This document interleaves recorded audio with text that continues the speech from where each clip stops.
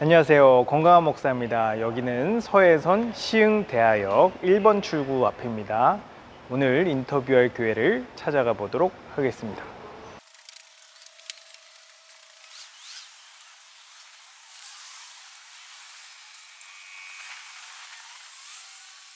도착했습니다. 정감교회고요.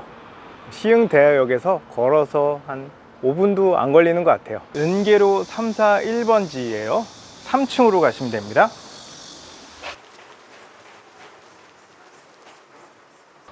실례합니다.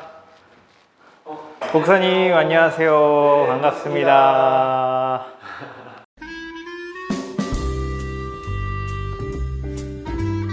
목사님 교회 소개 좀 해주세요. 네, 알겠습니다.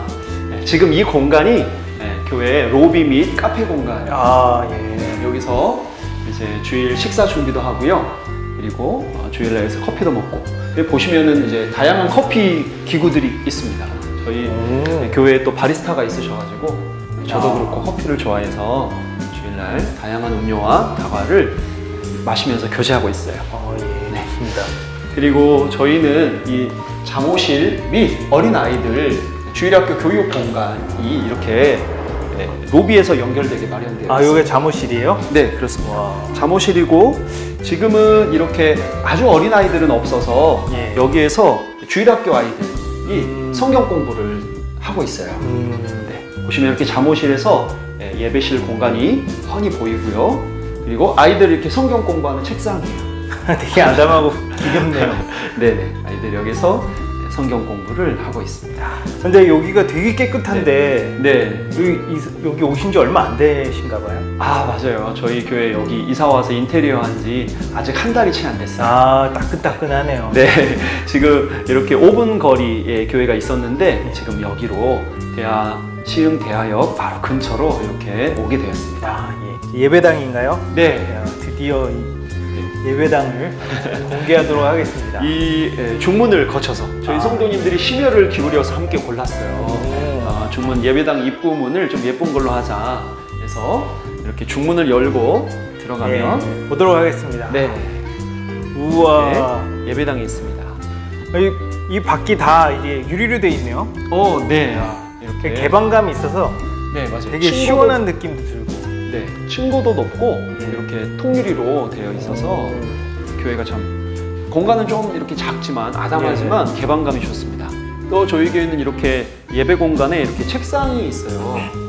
왜냐하면 성도님들이 이렇게 필기하기도 하시고 그리고 아무래도 공간이 제한되다 보니까 공간을 여러 가지로 활용해야 돼서 여기서는 또 이렇게 책상을 붙여서 함께 식사하고 교제하고 소그룹 성경 공부도 이 공간에서 함께 진행되게 됩니다. 근데 이렇게 창문이 있는 건 너무 개방적이어서 좋긴 좋은데 이러면은 좀 예배 드릴 때 좀 방해되지 않을까요? 너무 밝고 아니면 밖이 훤히 보여서. 그렇죠. 그래서 예배 드릴 때는 이렇게 여기는 커튼이 이렇게 설치되어 있거든요. 그래서 커튼을 설치하게 되고요. 그리고 또 이 강대상 뒤에 공간에는 이제 보통 아트월이 보통 이렇게 예쁜 멋진 벽이 강대상 뒤에 있는데 저희는 이 개방감을 크게 살리기 위해서 유리를 살렸고요. 대신에 이렇게 암막 블라인드가 설치되어 있습니다. 블라인드가 있어요? 네, 그래서 이렇게 블라인드를 내리면 이렇게 예배드릴 분위기가 조성이 됩니다. 이야, 기능성이네요. 네. 그래서 이렇게 예배드리고 예배를 드리는 이후에는 이 블라인드를 올려서 답답하지 않게 식사하고 교제할 때는 활용하고 있고요. 여기 이제 홀리 어펙션이라고 적혀 있죠. 그래서 이게 정감이라는 뜻이에요. 홀리 어펙션이 정감이라는 뜻인가요? 네. 그래서 저희 교회의 교회 이름이죠. 그리고 이제 이쪽에는 교회가 이렇게 많은 분들이 왜 교회가 이제 크진 않지만 답답하지 않다라고 이야기하는 게 또 이 공간이 이렇게 좀 오픈되어 있기 때문이에요. 여기가 이제 방송실이에요. 방송실. 네. 그래서 저는 이제 방송실에서 예배하는 분들이 이렇게 실제 예배실과 좀 격리되거나 떨어지지 않았으면 좋겠다라고 생각해서 이렇게 이 자리에 앉아서 한 공간에서 함께 예배 드릴 수 있게 이렇게 디자인을 했고요. 방송실이라기보다는 뭐 안내 데스크처럼 느껴지는데. 맞아요. 그런 것도 있을 것 같아요. 그래서 이 공간 때문에 아마 예배 공간이 덜 답답하게 느껴지는 것 같고요. 그리고 실제로 우리 성도님들께서도 너무 지금 이 자리에서 예배드리면서 기뻐하시죠. 그리고 이 공간은 목양실이고요. 아, 목양실입니다. 네, 여기서 사무도 보고 말씀 준비하고 와. 있어요. 네. 목양실에서 말씀 준비하고 또, 와, 목양실이 좋네요. 네, 또 새로운 성도님들 오시면 상담하고 네, 그렇게 하고 있어요. 안녕하세요. 건강한 목사입니다. 목사님 안녕하세요. 안녕하세요. 네, 자기소개 부탁드립니다. 네, 안녕하세요. 네, 저는 경기도 시흥 대하역 근처에 정감교회를 담임하고 있는 이요셉 목사라고 합니다. 반갑습니다. 네, 교단이 어떻게 되시죠? 저는 대한예수교 장로의 합동 측입니다. 신학교는 어디 나오셨어요? 그래서 총신대학원을 졸업했습니다. 총신대. 목사님 성함이 이제 이요셉이신데 네네. 그럼 모태신앙이시겠네요? 저 이제 어릴 때 병원 가면 예. 요셉이라는 이름이 어린아이일 것 같나 봐요. 아, 그렇죠. 그래가지고 저한테 간호사가 성인이 됐는데도 네. 저한테 요셉아 그런 적이 있어요. 요셉들이 많나 봐요. 요셉의 이름은 그래서 모태신앙들이 많은 것 같아요. 네. 어릴 때부터 신앙생활을 할 수밖에 없는 가정에서 태어났어요. 저희 아버지가 목회자세요. 아, 그러세요? 네. 아버지 목회 현장을 제 평생 함께 했다고 이제 봐야죠.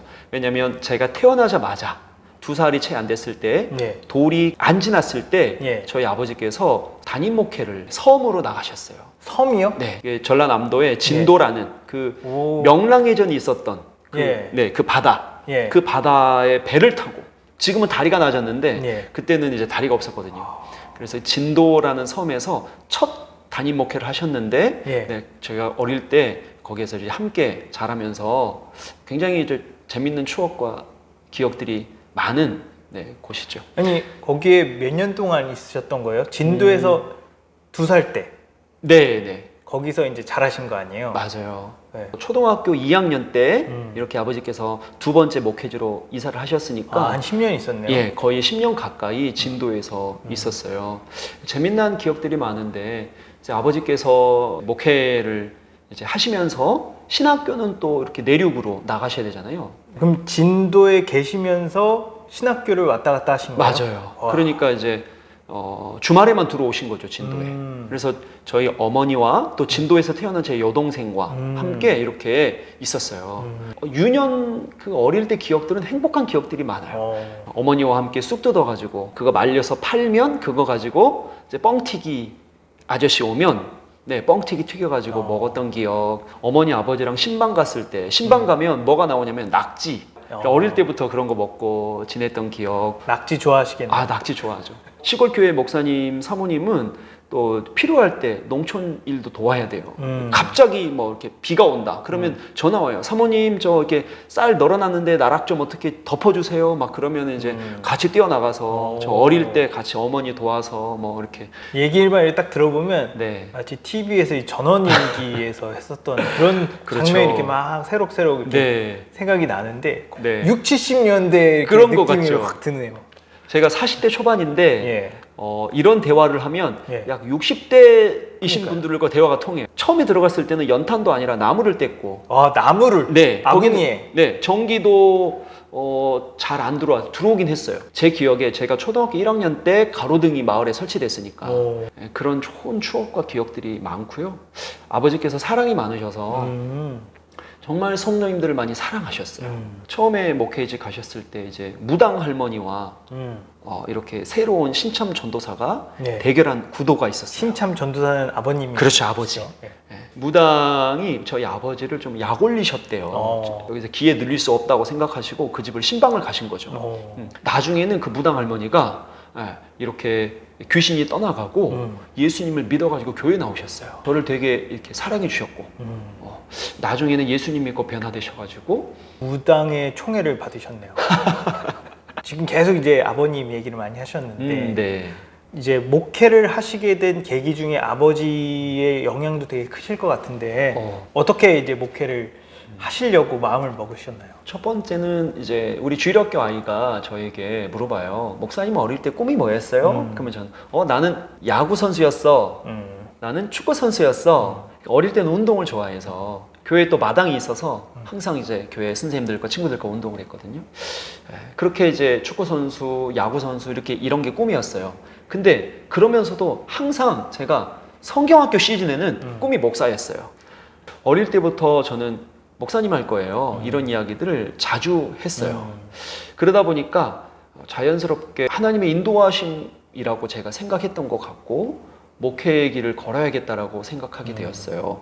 군대를 다녀오고 뭔가 이제 결정을 해야 될 시기, 이제 신대원을 가야 된다, 아니면 취직을 해야 된다, 이런 시기가 다가올 때 고민을 했죠. 교회 회장, 학교에서도 뭐 회장, 기독교 동아리 회장, 그 다음에 뭐 대학 생활도 기독교 동아리에서 순장, 이렇게 항상 모범적인 이미지였는데 제 마음속에는 내가 하나님을 믿고 하나님을 사랑하는 것은 분명하다. 그런데 왜 나는 많은 신앙의 선배들처럼, 훌륭한 신앙의 선배들처럼 그렇게 더 열심히 살지 못할까? 왜 죄를 이기지 못하고? 이런 마음들이 항상 있어서 저를 괴롭혔어요.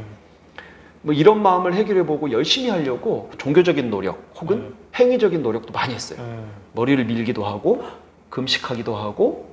보통 중이 머리를 밀지 않나요? 근데 뭔가 이제 결심의 수단이었죠. 두 번째 신앙에 대한 고민은 영혼을 사랑하는 마음은 내 안에 있는데 이들은 도대체 어떻게 변화시켜야 되나? 이런 고민들 때문에 혼란스러웠어요. 근데 이제 그때 그냥 한 가지 생각만 했어요. 일단은 신대원에 가서 한번 체계적으로 좀 더 배워보자.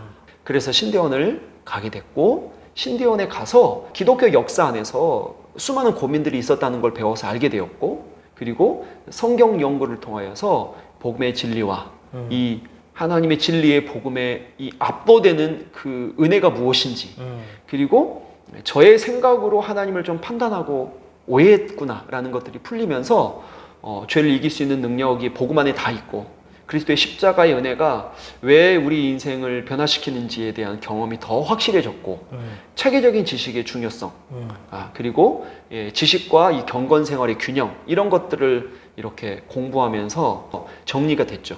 그래서 그때 결심을 하게 됐어요. 지금 내가 은혜 받은 이 확실한 복음, 그리고 알게 된 교회에 대한 그 소망, 이런 것들을 가지고 이제 나아가자.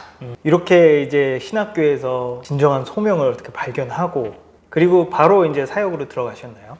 전도사 사역을 신대원 1학년 때부터 먼저 아버지 교회에서 1년을 했고요. 이후에는 군대에서 알게 되었던 작은 개척교회가 있거든요. 제가 이제 군을 장교로 나왔어요. ROTC로. 그래서 파주에서 군 생활하면서 알게 된 교회에서 전도사 사역을 시작했고, 신대원 졸업 이후에 자연스럽게 전임 사역 하다가 이렇게 개척하게 되었죠. 목사님이 되시고 얼마 후에 개척을 하신 거예요?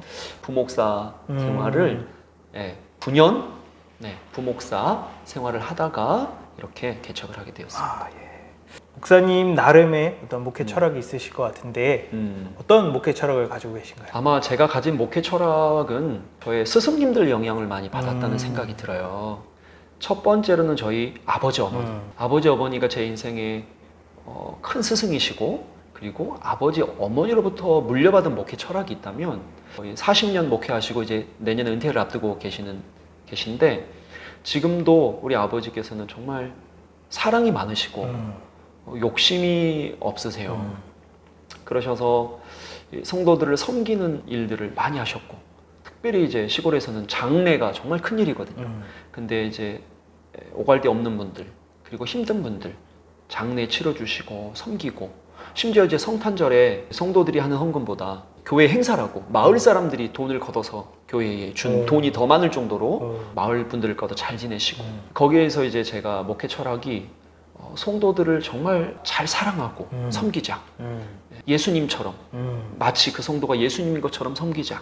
제가 이제 아버지 교회를 떠나와서 첫 번째 목회지를 갈 때 저희 아버지께서 몇 가지 말씀해 주셨는데 그 중에 기억나는 게, 요셉아, 손에 상처가 있는 손은 치료하려고 이렇게 만주고 너가 사랑하려고 악수를 해줘도 일단은 아프다. 그러니까 이 상처받고 힘든 사람들을 돌볼 때는 정말 세심하게 사랑을 가지고 대해야 된다. 그들이 오해할 수도 있는데 그 오해에도 굴하지 말고 끝까지 사랑해주고 잘 섬겨줘라. 두 번째는 목회 철학은 제가 대학 생활에서 제가 존경하는 스승님이 CCC 간사님이셨어요. 부부 간사님이셨거든요. 근데 그분들을 제가 정말 사랑했어요. 그분들에게 배운 것은 영혼 사랑하는 마음인 것 같아요. 얼마나 영혼들을 사랑하시고 기도하시고 우리들을 헌신하시고 집에 초대하시고 그래서 우리를 섬겨주시고 하셨는지 몰라요. 특별히 이렇게 대학생 선교단체를 하신다는 게 밑빠진 독에 물 붓기 같은 거예요. 그래도 교회는 사람들이 남거든요. 근데 선교단체는 사람들이 다 거쳐가는 그쵸. 단체인 특히 거예요. 대학교 선교 같은 경우는 애들이 졸업하면 이제 맞아요. 나가니. 예, 그분들이 또 이제 특별히 이제 취업이나 이런 거 앞두고 또 신앙을 너무나 쉽게 좀 이렇게 저버리기도 하고 가슴 아픈 일들을 많이 겪는 건데 우리 그 간사님께서는 정말 영혼을 많이 사랑해 주셨어요. 그리고 그분이 하신 표현 중에 마음에 남는 표현이 있는데 영혼을 변화시키는 일에 한판 승일은 없다. 한 번의 사람이 변하지 않는다는 거예요. 예, 이렇게 어릴 때 잘못 갈아진 가지를 잘 만져줘야 되고 끝까지 인내하고 온유하게 사랑으로 그리고 거기에 중심에는 복음이 있죠. 그런 마음으로 제가 목회를 지금 하려고 애쓰는 것 같아요. 세 번째 제 스승에게 배운 목회 철학은 신대원에서 만났던 스승 목사님이세요. 그 목사님들에게서 그래서 배운 게 오직 성경과 진리의 말씀 이것들을 배웠던 것 같아요. 특별히 제가 신대원에서 만났던 목사님에게서 배운 이 진리의 말씀은 제가 처음으로 목회자 아들로 자랐지만 마음속에 은연중에 있었던 그 정죄감 아마 다른 사람 시선으로부터는 떳떳하지만 하나님께서 나를 보실 때 정말 기뻐하실까? 나는 여전히 죄인인데 이런 마음이 있었거든요. 그런데 로마서 말씀을 들으면서 정말 처음으로 자유하게 됐어요. 아, 정말 죄를 이길 수 있구나. 그리고 나의 죄의 모든 죄가 해결되었구나. 근데 이것은 어디에서 오냐면 눈물로 기도하고 기쁘게 찬양할 때 오는 게 아니라 말씀을 온전하게 이해하고 그 진리에 압도되었을 때 그 복음의 확신에서 오더라고요. 처음으로 이 복음의 확신의 진리를 느끼고 죄를 이길 수 있다는 믿음이 생겼을 때 그리고 실제로 죄를 이기더라고요. 제가 만났던 이런 선배 목사님들께서 이런 진리들을 잘 저에게 가르쳐 주셨고 특별히 신대원에서 만났던 스승 목사님께서 이 진리를 가르쳐 주셔서 이게 제 목회 철학이 되었어요. 아버님으로부터 느꼈던 그 이웃에 대한 사랑, 대학교 때 만났던 간사님에 대한 영혼에 대한 사랑, 그리고 세 번째는 신대원 때 만났던 목사님에게 배운 성경의 진리. 네. 그것만이 참되게 영혼을 변화시킨다. 예. 네. 목사님이 가지고 계신 장점, 달란트 이런 건 뭔가요? 따뜻함인 것 같아요. 따뜻함. 네, 주변에서 항상 저에게 그렇게 말해 주시더라고요. 그래서 교회 이름도 정감인가요? 그렇죠. 듣기만 해도 따뜻하잖아요. 그래서 저의 이 따뜻한 이 정서 때문에 주변에 사람들이 참 많고요. 정말 좋은 사람들이 많습니다. 제 주변에. 그래서 저희 교회도 이제 개척교회지만 수많은 사람들이 기도와 헌신과 오병이어 같은 그런 헌신들이 녹아져서 세워진 교회거든요. 그게 저의 가장 큰 달란트고 장점인 것 같아요. 이것 때문에 아무래도 저희 교회를 오신 성도님들께서 행복해 하시는 것 같고 두 번째는 제가 이렇게 복음을 명확하고 체계적으로 가르친다는 이야기를 종종 듣습니다. 그래서 어렵지 않게 쉽게 설명하려고 하고 있고요. 대신 이렇게 다들 교회를 다니셨던 분들 혹은 교회에 대한 지식이 좀 없는 분들께서도 이렇게 체계적으로 성경을 공부하거나 파편적으로 흩어진 지식들이 잘 모아지지 않는 경우가 많더라고요. 그래서 그런 분들에게 쉽고 혹은 체계적으로 기독교 복음과 신앙을 가르치는 것이 제 장점이자 달란트라고 생각하고 있습니다. 네, 좋습니다.